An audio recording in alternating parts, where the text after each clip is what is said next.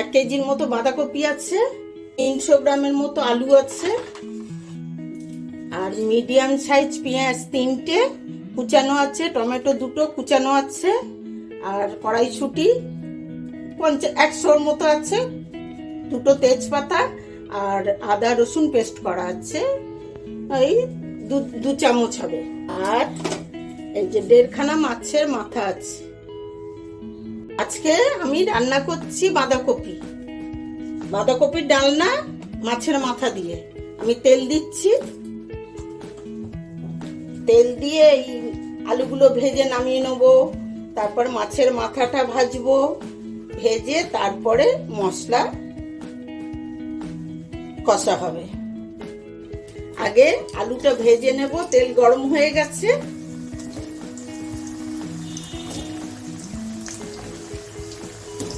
একটু বড় বড় করে আলু কাটা হয়েছে, কারণ বাঁধাকপিটা আমি সিদ্ধ করে করি না, আমি এই কষতেই হয়ে যাবে, ওই জন্য তো আলুটা নলে ঘেটে যাবে। ভালো করে ভেজে নিয়ে রান্না হবে, বড় বড় করে, ওই জন্য তো কাটা হয়েছে। এবারে আলুগুলো ভাজা হয়ে গেছে, এবার আলুগুলো তুলে তারপরে মাছের মাথাগুলো ভাজবো।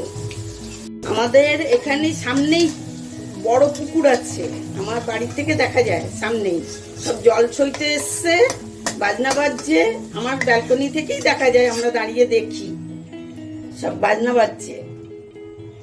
আপনারা কি শুনতে পাচ্ছেন? এবারে মাছের মাথাগুলো দিচ্ছি, এবারে ঢাকাটা খুলে উল্টে দেব।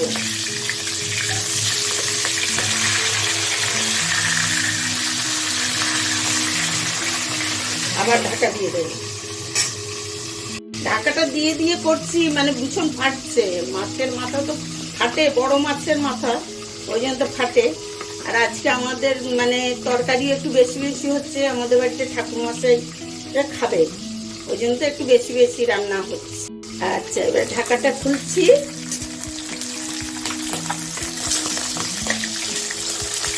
মাছের মাথাটা ভালো করে ভেজে নিলে দেখছেন কেমন ফাটছে। আর একটু ভাজা হয়ে এসছে, আর একটু ভাজবো, বাস।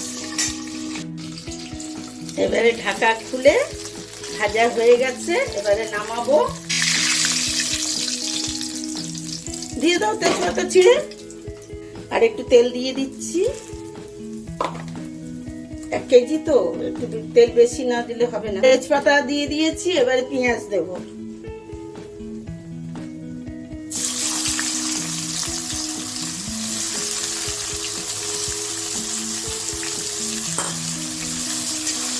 আমাদের বাড়ি এত আলু দেওয়া হয়েছে, কারণ আমার বৌমা আলু ছাড়া ও কিছু খেতে পারে না, ওই জন্যতে আমাদের একটু আলুটা বেশি দেওয়া হয়। আমরা কিন্তু সবাই সুগার রুগী, বৌমা ঠিক আছে, বৌমা তার খালি আলু, আলু নেই, আমি খাবো না, একটু নুন দিচ্ছি তাড়াতাড়ি নরম হয়ে যাওয়ার জন্য। না, এবারে তো আলু ছাড়া কি তরকারি হয়? আলু একটা এমনই জিনিস, আলু তরকারিতে দেবেন তবেই যেন মনে হবে তরকারিটা সুস্বাদু হয়েছে, নইলে যেন মনে হয় কেমন লাগছে তরকারিটা। আমার শাশুড়ি বলতেন যে তরকারি যেন সুন্দর রং হয়, সুন্দর রং হলে, যেমন রাস্তা দিয়ে ধর একটা মানুষ যাচ্ছে কি সুন্দর দেখতে, তখন আমরা তো তাকে বলি বাহ কি সুন্দর দেখতে, তেমন তরকারিটাও সুন্দর হলে লোকে বলবে বাহ এটা এত সুন্দর দেখতে হচ্ছে, নিশ্চয়ই খেতে ভালো হয়েছে, একটু খাই, লোকের খাওয়ার ইয়েটা জাগবে। পেঁয়াজ ভাজা হয়ে গেছে, এবারে আদা রসুন পেস্টটা দিচ্ছি, এই 1 চামচ করে 2 চামচ দিয়ে ভালো করে এটা কষিয়ে নিতে হবে, নাহলে কিন্তু কাঁচা মশলা থাকলে তরকারি কোনোদিন ভালো হবে না খেতে। এই মশলাটা কষাটাই হচ্ছে মেন। ভালো করে তরকারি কষে রান্না করবেন, দেখবেন সবাই খেয়ে বলবে বাহ কি সুন্দর। আমাকে গুছিয়ে দিচ্ছে আমার বৌমা। দাও। আমার বৌমা টমেটো কুচি দিয়ে দিচ্ছে। আমার বৌমাকে আমি মানা বলে ডাকি, মানা বলে ডাকি। আমার বৌমা বলতে ভালো লাগে না, আমার যেন মনে হয় আমার তো একটাই ছেলে, ও তো আমার মেয়ে, তা মানা বলে ডাকি। আমার বাপের বাড়ি থেকে সবাই জিজ্ঞাসা করে, কি রে তোর মেয়ে কেমন আছে, তোর মেয়ে কি করছে? ও আমার মেয়ে। এবারে হলুদ দাও, আর এক চামচ দাও, বাস। এবার লঙ্কা দাও,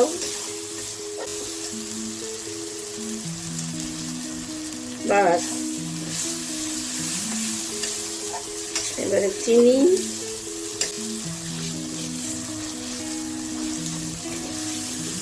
একটু দাও, বাস। বাঁধাকপিতে একটু চিনি বেশি দিলে একটু মিষ্টি মিষ্টি ভালো লাগে। নুন দেওয়া হয়ে গেছে। এবারে কড়াইশুঁটিগুলো দিয়ে দিচ্ছি, দিয়ে এবারে বাঁধাকপিগুলো দিয়ে দিচ্ছি।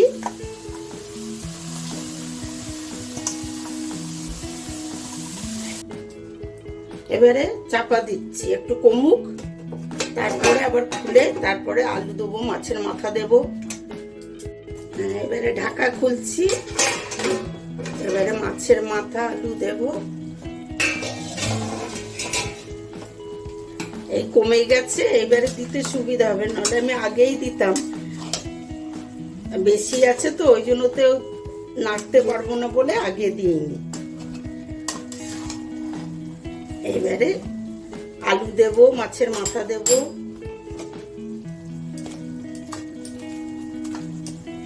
মাছের মাথাটা একটু ভেঙে দেব।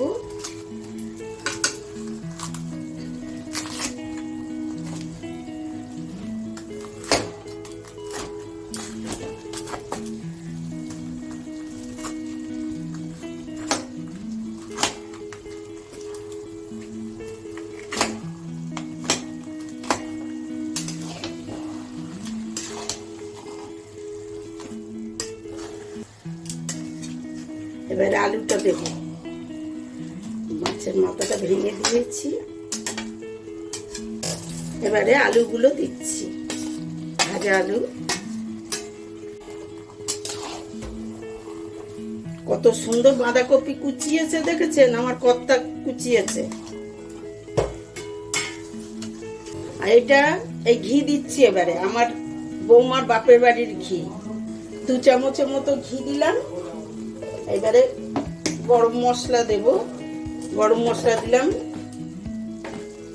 চামচে 1/2 চামচ।